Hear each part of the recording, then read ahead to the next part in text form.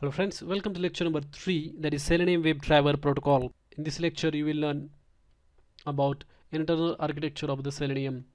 So you write your code and this is the first block is nothing but your Selenium code.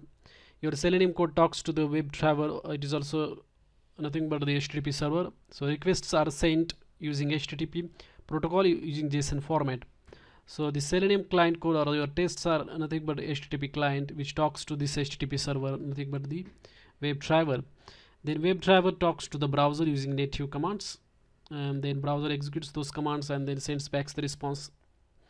Then Webdriver sends back the response to the client, and all this happens using JSON format. As I said, it's an HTTP server and requests are sent using JSON. For example, to navigate to particular URL you can use this syntax in your code, but actually behind this scene this particular post request is sent to this particular endpoint with this body URL colon. So this is the JSON format, and then server interprets these details and then sends the commands, native commands, to the browser. And here are some of the commands mapping of the HTTP commands to the Selenium API. For example, to get the title, this particular GET request is sent to the server. And if you are really interested in understanding how like each and every detail of the Selenium Webdriver protocol, you can go to this URL and then learn more information about that Selenium Webdriver. So Selenium Webdriver protocol is the W3C standard, and here you can find all the information on Selenium Webdriver protocol.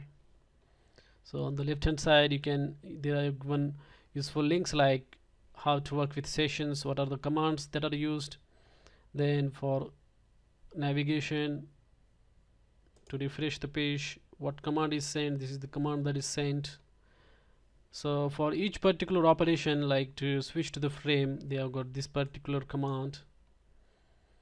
Then to identify the elements, to get the attribute, this particular command is sent.